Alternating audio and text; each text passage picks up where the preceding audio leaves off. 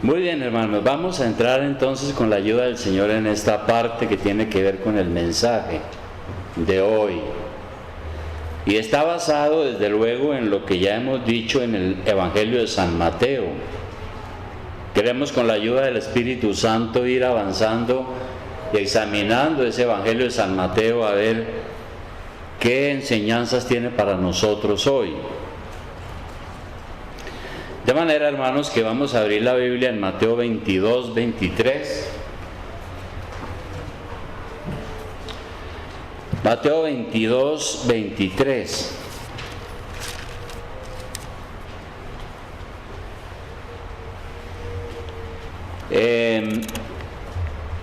Allí vamos a tener la lectura y la disertación sobre este pasaje.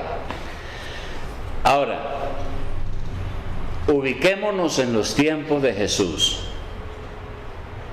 Recordemos que en los tiempos de Jesús la religión judía estaba dividida principalmente en dos grupos.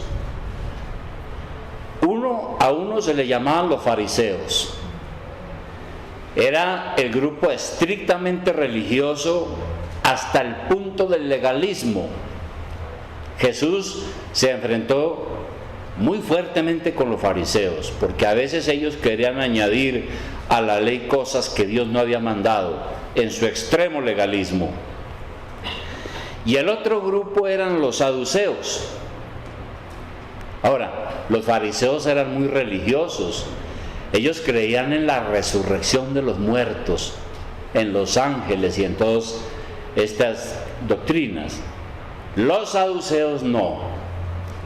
Los saduceos no creían en la resurrección, eran casi que ateos. Y ellos eran también muy influyentes, eran gobernantes en la Palestina en los tiempos de Jesús. Estos últimos, los fariseos, son los que vienen a hacer un interrogatorio a Jesús. Estos que eran incrédulos, que no creían en la resurrección. De manera que vienen a hacerle una pregunta. ¿Cuál es la pregunta? Está ahí en Mateo capítulo 22, en el versículo 23. Dice: aquel día vinieron a él los saduceos, que dicen que no hay resurrección, y le preguntaron diciendo: Maestro, Moisés dijo: si alguno muriere sin hijos, su hermano se casará con su mujer y levantará descendencia a su hermano, porque eso era una ley del Antiguo Testamento.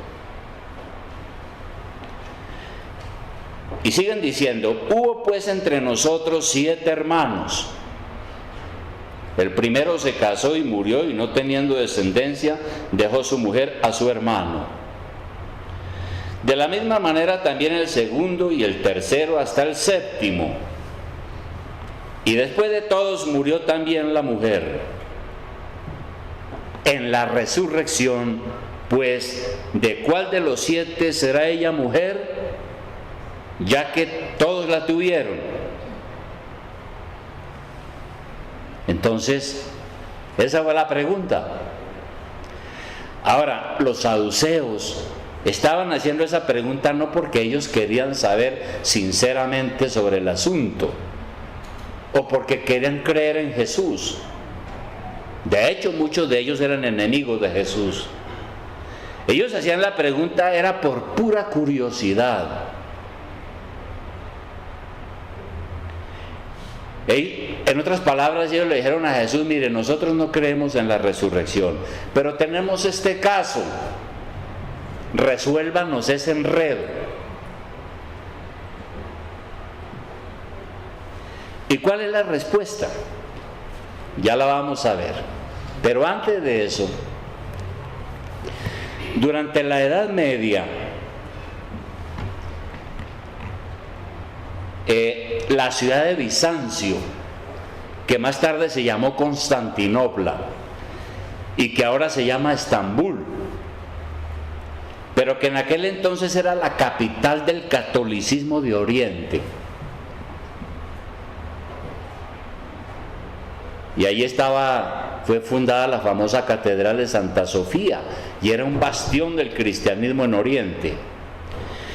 Los cristianos bizantinos eran bastante dados a discutir públicamente todo tipo de temas fantasiosos. Les encantaba la discusión. Por ejemplo, ellos discutían sobre asuntos como los siguientes: ¿cuántos ángeles caben en la punta de un alfiler? ¿Usted sabe? Bueno, ellos discutían sobre asuntos como, pues, si los ángeles comían, ¿cómo era que hacían sus necesidades físicas? ¿Cómo era? Otro tema de discusión entre los cristianos bizantinos fue el sexo de los ángeles. Entonces, si los ángeles tenían sexo, preguntaban cómo era que tenían sexo. Y resulta que ellos estaban en esas discusiones cuando los musulmanes asaltaron Constantinopla en el año de 1453. Entraron y arrasaron con el cristianismo.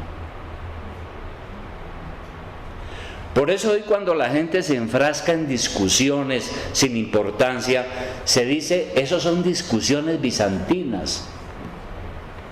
Son discusiones sin importancia, son discusiones fantasiosas. Eso no es lo importante, preocupémonos por lo importante. Y el problema es que así hay gente hoy, todavía hay gente con esos problemas, de esa manera de pensar. A algunas personas les encanta saber sobre las cosas de la otra vida, pero por pura curiosidad, no porque quieren creer. Están preocupados no en crecer espiritualmente, sino en controvertir pasajes bíblicos y elaborar toda suerte de especulaciones. Por ejemplo, a algunos les gusta debatir y controvertir temas como, por ejemplo, el milenio.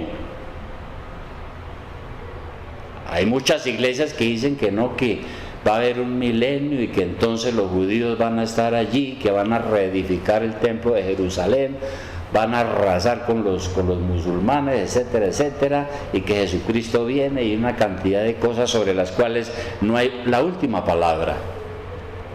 Les gusta discutir sobre ese tema del arrebatamiento. ¿Cuándo será? ¿A qué momento será? ¿Si será en el aire? ¿Si será antes o después? Etcétera, etcétera. Y algunos se enojan y hasta se van de la iglesia porque no satisfacemos su curiosidad. Yo he tenido aquí esa dificultad. Gente que viene aquí ya con unas programaciones sobre esas interpretaciones, y entonces cuando no las seguimos el juego, se ponen bravos y se van, porque les gusta la controversia sobre esos temas, y a veces entrar en ese tipo de discusiones que son eso, discusiones bizantinas, que no son importantes. Un famoso escritor que se conoce como Mark Twain, él dijo lo siguiente, yo espero que donde lo transcribí sea cierto, yo creo que es cierto. Él dijo lo siguiente, dijo: no son las partes de la Biblia que no entiendo las que me preocupan, sino aquellas que realmente entiendo. Uno debe estar preocupado más bien por lo que entiende y no es capaz de cumplir, que por las cosas que no entiende. Entonces, ¿cuál es el asunto sobre esa pregunta? La verdad, hermanos, es que los ángeles no tienen sexo, dado que el género es una función biológica, y los ángeles no tienen funciones biológicas, porque no tienen un cuerpo como el nuestro, aunque la Biblia los revela como masculinos y no como femeninos. Y por eso habla de Miguel, de Gabriel, ¿sí?, personajes celestiales masculinos. Los ángeles que pintaban en la época medieval con caras afeminadas, son una imaginación de la mente humana.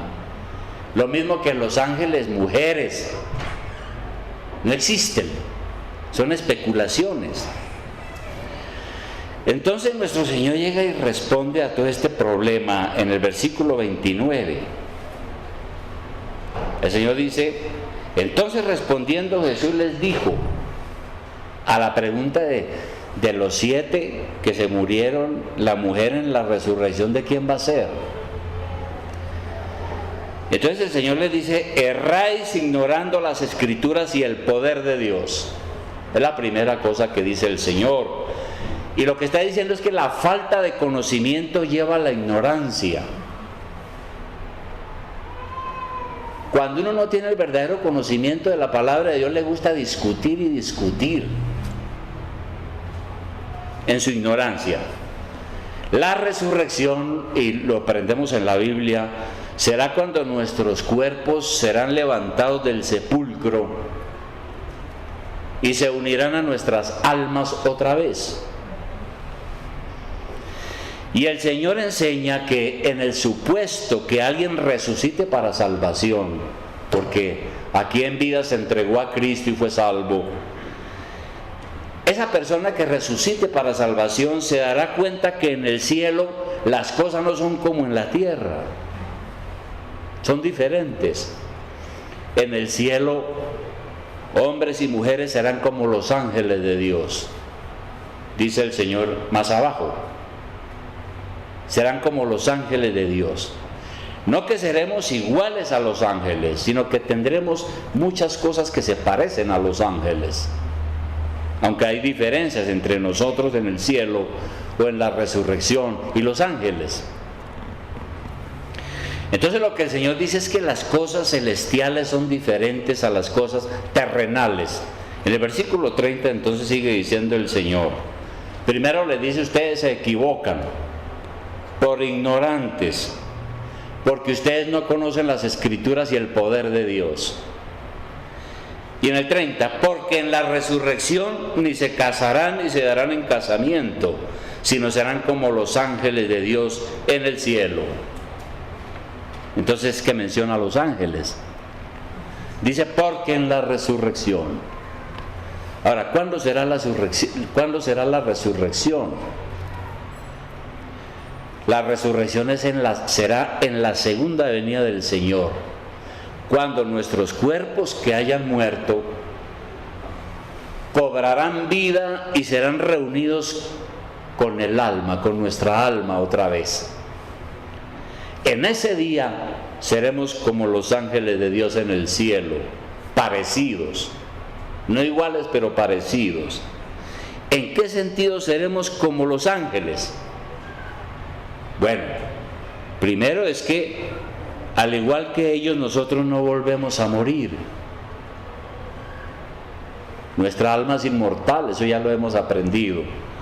Será un estado diferente al que tendremos aquí en la tierra. Allá no habrá necesidad de alimento, ni habrá matrimonio, ni habrá procreación. Porque como no hay muerte, no habrá necesidad de la unión sexual para mantener la población en el cielo. No hay especie que perpetuar allá. Eso es lo que dice la Biblia. Aún los fariseos, hay una historia de los fariseos. Los fariseos decían que en la resurrección, nuestra relación no será natural y carnal, decían los fariseos. En el mundo por venir no hay comida, ni bebida, ni procreación. No habrá pecado tampoco, no habrá envidia, ni odio, ni violencia, porque las cosas celestiales son diferentes a las cosas terrenales. Y entonces el Señor aclara primero eso. En el mundo futuro no hay matrimonio, no hay unión sexual, seremos como los ángeles. Y luego el Señor entonces entrega una enseñanza sobre la resurrección, que está en el versículo 31. ¿Qué dice el Señor? Dice, pero respecto a la resurrección de los muertos, ahora va a explicar. ¿No habéis leído que os fue dicho por Dios cuando dijo? ¿No habéis leído lo que os fue dicho por Dios cuando dijo, yo soy el Dios de Abraham, el Dios de Isaac y el Dios de Jacob? Dios no es Dios de muertos, sino de vivos. Ahora, nosotros sabemos que en la antigüedad, en el Antiguo Testamento, por ejemplo, cuando Dios se presentaba a los patriarcas, generalmente Él se dirigía a ellos de esa manera. Yo soy el Dios de Abraham, de Isaac y de Jacob. Así se presentaba a Él. Y si Dios decía esas cosas y ellos ya estaban muertos, y Dios se refiere a ellos como si estuvieran vivos, es porque Dios no es el Dios de los muertos, sino de los vivos. Porque si Dios dice eso de esas personas, tiene que ser porque están vivas. Dios no es el Dios de las personas que no existen. Él es el Dios de la vida y de las personas que están vivas. Y nosotros sabemos que cuando partimos de este mundo estamos vivos. Y con eso se enseña entonces que nosotros, como somos alma, usted es un alma, yo soy un alma. Soy una persona y por eso soy alma. Cuando nosotros morimos, el alma no solo es inmortal, sino que en el caso de los creyentes vamos a estar con Dios en el cielo. El que se muere en la condenación va a estar en alma en el infierno, dice la palabra de Dios. En el caso nuestro, cuando morimos, en el caso de los creyentes, cuando morimos, entonces, ¿qué sucede? Dejamos este cuerpo y este cuerpo va al sepulcro, al cementerio. Allí se vuelve polvo. El alma, lo que somos realmente, va al cielo. Y allí quedamos en espera de la resurrección del cuerpo. En ese día, nuestro cuerpo será resucitado otra vez y se unirá con nuestra alma por el poder milagroso de Dios. ¿Cuándo será eso? Eso será en el juicio final, en la venida de Cristo, cuando Él va a juzgar a vivos y muertos. Eso es lo que dice la Escritura, de manera clara. Ahora, cuando el Señor dice eso en la resurrección, y cuando dice, yo no soy el Dios de los muertos, sino de los vivos, entonces esa fue una respuesta contundente contra los saduceos, porque los saduceos no creían en la resurrección. Y también es un mensaje diciéndole a los saduceos que como Él es la resurrección y la vida, y como ellos no creen en la resurrección, pues Él no es tampoco el Dios de ellos. Por lo tanto, ellos estaban muertos para siempre, sin ninguna posibilidad de resurrección. Ahora, con motivo de la resurrección de Lázaro, recordemos que el Señor, por su poder, resucitó a varios en este mundo. Solo Él. Yo no he conocido a nadie sobre la tierra que haya levantado a los muertos, a los apóstoles, claro, en el Nuevo Testamento. Pero eran los apóstoles, no los falsos apóstoles de ahora, que dicen que levantan muertos. Con motivo de la resurrección de Lázaro, el Señor dijo algo en Juan 11:22. Vamos a mirarlo. Juan 11:22.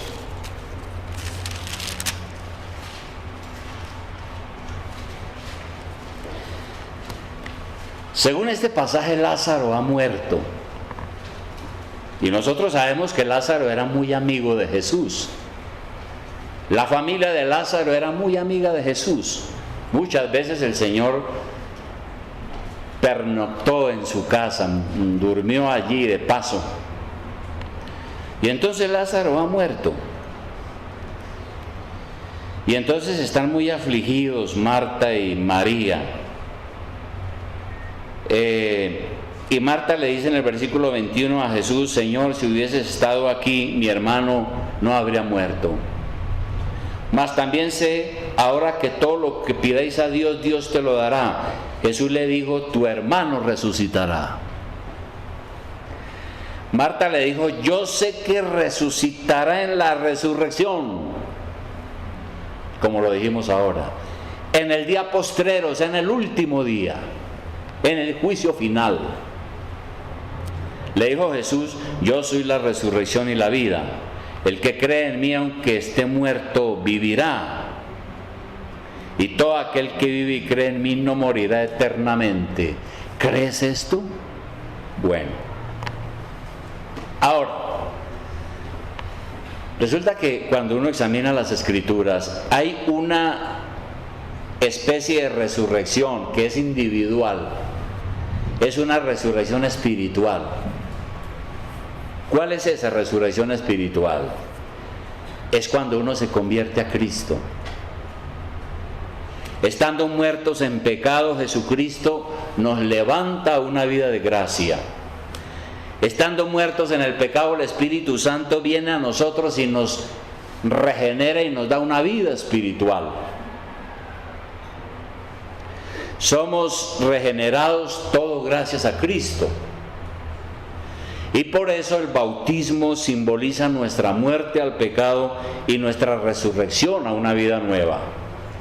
El bautismo es para creyentes, para aquellos que se han arrepentido de todo corazón, han sido regenerados y ellos son capaces de decir: yo creo en Cristo y yo soy una persona nueva. Cristo me ha dado vida nueva. En ese sentido, Dios me ha resucitado espiritualmente. Pero habrá una resurrección final que será general cuando Cristo venga a juzgar a vivos y muertos. Cuando seremos levantados del polvo de la tierra para el juicio final. Por eso en Juan 5:28 el Señor lo expresó. En Juan 5:28 el Señor dijo lo siguiente: no os maravilléis de esto. Juan 5:28. No os maravilléis de esto, porque vendrá hora cuando todos los que están en los sepulcros oirán su voz. Y sepulcros aquí es literal, es el cementerio. 29. Y los que hicieron lo bueno saldrán a resurrección de vida. No es que la salvación es por obras, sino que hicieron lo bueno en Cristo. Y luego dice: mas los que hicieron lo malo, a resurrección de condenación. Ese es el asunto. Ahora, el apóstol Pablo, inspirado por el Espíritu Santo, dijo lo siguiente. El apóstol Pablo dijo que si alguien está en la iglesia, alguien que dice que es cristiano, está en la iglesia y tiene dudas o no cree en la resurrección, esa persona no es un cristiano verdadero. No es un cristiano verdadero. Y lo dijo en la lectura que ya tuvimos, Primera de Corintios capítulo 15. Primera de Corintios capítulo 15, versículo 12. Primera de Corintios capítulo 15, versículo 12. Vamos a repasarlo. Dice: había un problema en la iglesia. ¿Cuál era el problema en la iglesia? Que algunos en la iglesia estaban enseñando herejías, falsas doctrinas, estaban diciendo que no había resurrección. Entonces Pablo les escribe esta carta para corregir el error y les dice: pero si se predica de Cristo que resucitó de los muertos, ¿cómo dicen algunos entre vosotros que no hay resurrección de muertos? Le está haciendo la pregunta a la iglesia. Porque si no hay resurrección de muertos, tampoco Cristo resucitó. Y si Cristo no resucitó, vana es entonces nuestra predicación, vana es también vuestra fe. Y somos hallados falsos testigos de Dios, porque hemos testificado de Dios que Él resucitó a Cristo, al cual no resucitó, si en verdad los muertos no resucitan. Porque si los muertos no resucitan, tampoco Cristo resucitó. Y si Cristo no resucitó, vuestra fe es vana, aún estáis en vuestros pecados, no hay salvación, no hay Salvador. Entonces también los que durmieron o los que murieron en Cristo, los creyentes, perecieron. 19. Si en esta vida solamente esperamos en Cristo, somos los más dignos de conmiseración de todos los hombres. Entonces, ¿qué es lo que está diciendo aquí? Está diciendo que algunos en la iglesia estaban enseñando que no había resurrección. Y hoy en día los supuestos sabios de este mundo dicen que tampoco hay resurrección. Y dicen que eso es un imposible biológico. Y si es un imposible, entonces lo de la resurrección de Jesús son mentiras. Y nuestra predicación es una farsa. Estamos creyendo en un engaño. Si eso fuera así. Y los que han muerto creyendo perdieron el tiempo en la iglesia. Y nosotros los que estamos vivos y creemos en la resurrección somos unos miserables. Damos lástima porque estamos creyendo en una mentira, en una ilusión, en una fantasía. Lo que los sabios de este mundo no saben es que para Dios no hay nada imposible.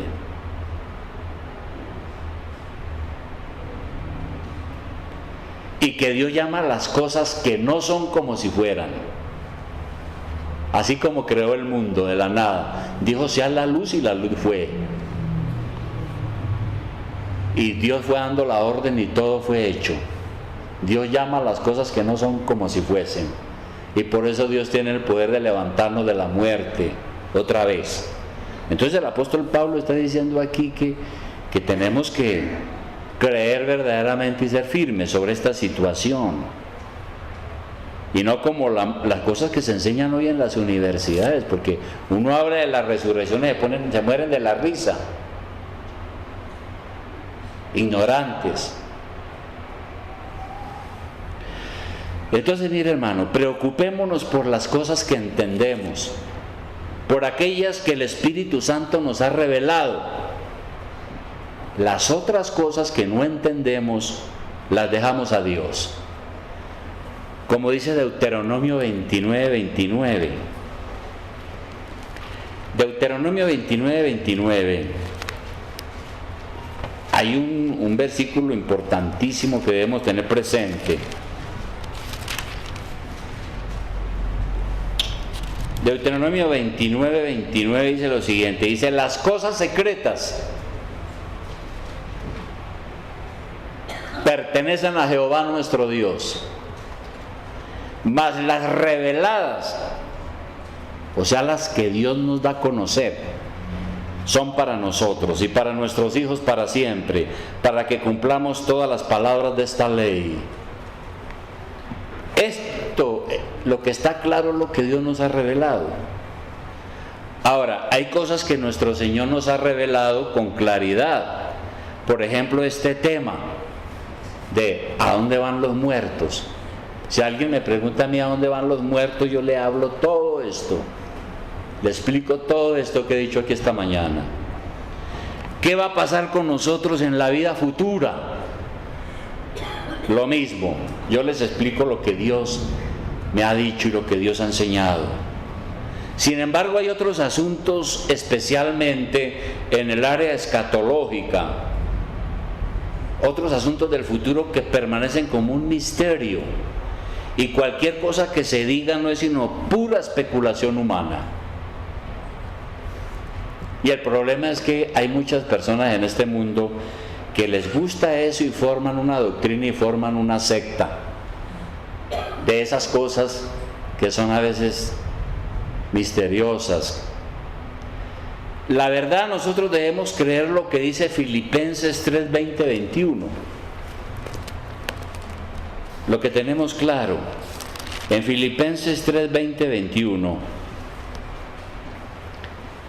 En eso sí tenemos que creer. Eso es más importante. Filipenses 3, 20, 21. Filipenses 3, 20 dice lo siguiente, dice: mas nuestra ciudadanía está en los cielos, de donde también esperamos al Salvador, al Señor Jesucristo.